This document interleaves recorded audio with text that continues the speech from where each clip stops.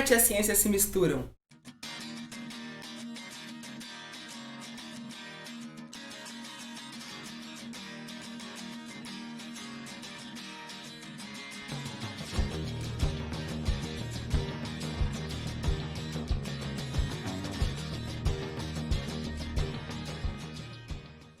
No vídeo de hoje nós vamos falar sobre a bioarte.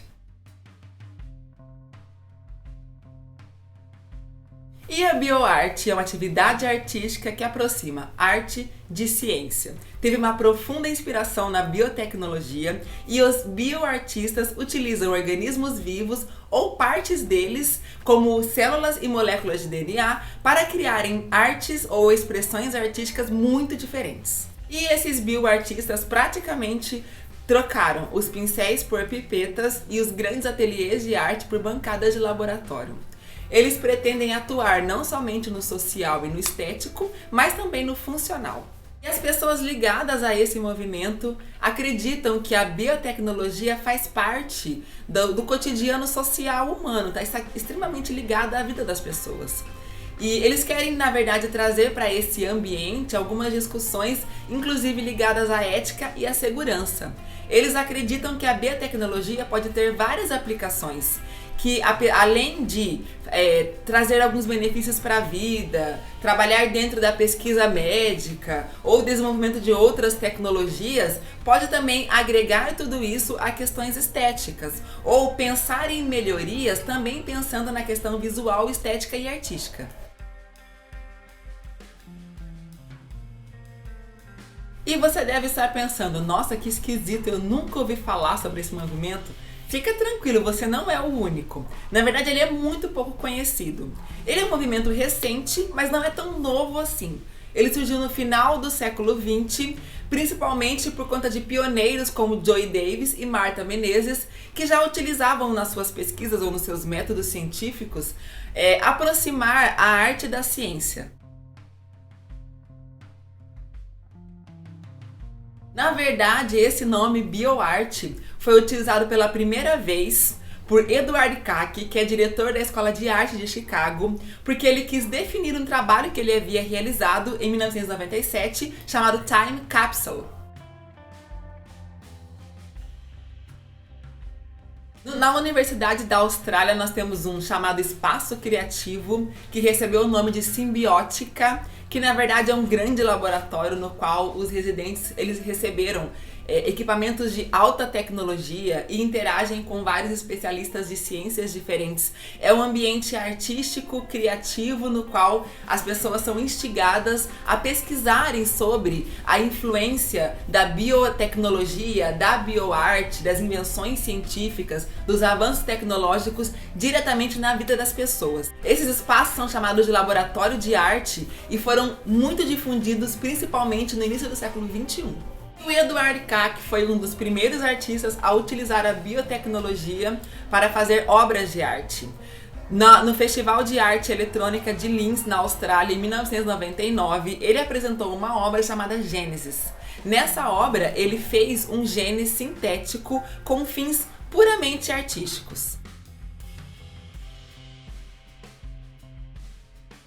Mas na verdade foi no ano 2000 que ele criou uma enorme polêmica quando ele apresentou uma coelha que foi modificada geneticamente e quando ela era exposta à luz UV, ela brilhava um verde muito incandescente.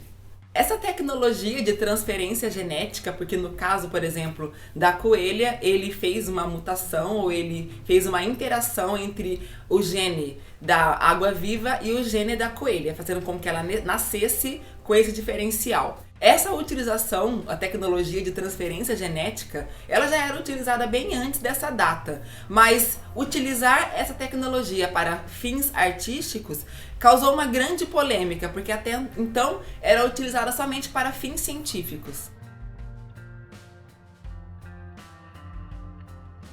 E agora nós chegamos em um dos vários pontos que devem ser discutidos dentro da bioarte. Quando a gente pensa em biotecnologia, em avanços e pesquisas tecnológicas e científicas, a gente pensa que isso acontece no ambiente de laboratório, numa universidade, está meio que distante da vida das pessoas, né? Algo que está além.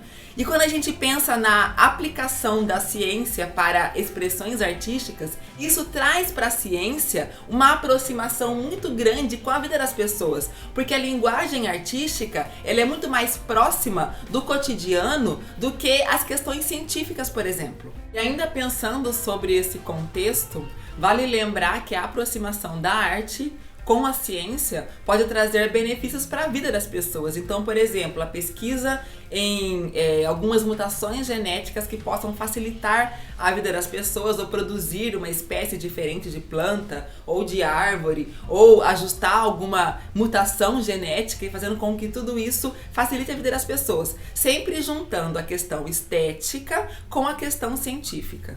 Por exemplo, o cientista Alexander Krzyzewski, em parceria com a Universidade Estadual de Nova York, criou uma planta geneticamente modificada capaz de emitir luz própria. Nesse caso específico, tanto o caule quanto as folhas são capazes de emitir uma luz muito parecida com a luz emitida por águas vivas e vagalumes. Já pensou?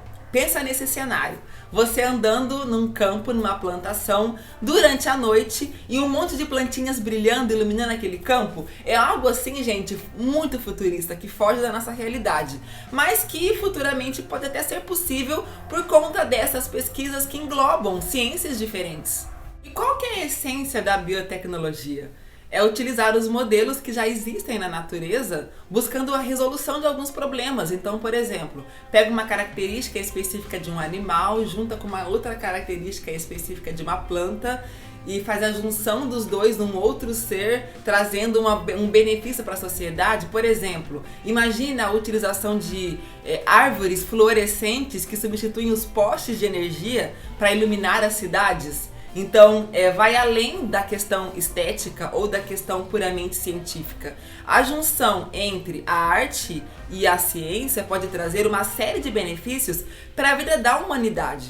E a empresa de biotecnologia Glow, ela desenvolveu uma planta autoluminescente com objetivo estético, artístico e funcional como uma forma de alternativa sustentável de iluminação que substitui a luz elétrica. Então, por exemplo, aquelas lampadinhas que são utilizadas, em jardins, em chácaras, que elas capturam a luz solar e durante a noite elas iluminam, já é uma substituição. Fraca, mas substitui. Imagina a utilização de plantas que cumprem essa mesma função. Então seria muito mais sustentável. Isso seria realmente um grande avanço, mas por conta disso a empresa também enfrenta uma série de problemas técnicos e de produção por conta dessa novidade, mas eles já conseguem gerar uma renda até legal, porque eles já comercializam alguns protótipos ornamentais. E um dos maiores desafios para os cientistas ligados à biotecnologia e à bioarte principalmente é a questão da desmistificação de alguns velhos paradigmas. Então, lá no início, quando começou a se falar sobre mutação genética, transferência genética, DNA e a genética em si enquanto campo de ciência, tudo foi muito polêmico. Falavam que iriam modificar a raça humana, que isso não era permitido pela religião. Aí tem uma série de embates e discussões dentro da sociedade num todo.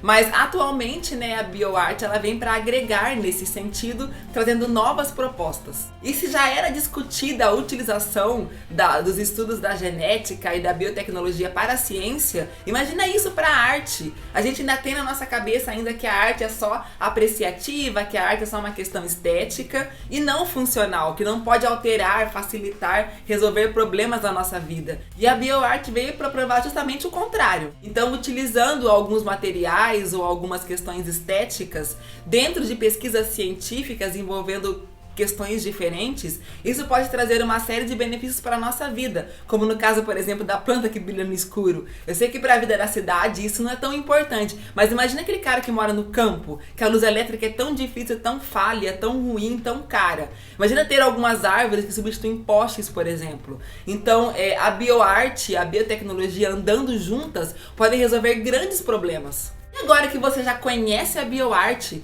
põe aqui nos comentários o que você acha. Ela pode transformar nossa vida no futuro ou vai acabar ficando como um projeto no laboratório? E depois de tudo isso, não esquece de deixar aquele like, se inscreva no canal se ainda não for inscrito. O YouTube costuma não notificar todos os vídeos, ele é meio louco, eu sei. Então, clica no sininho, compartilhe suas redes sociais e um grande beijo.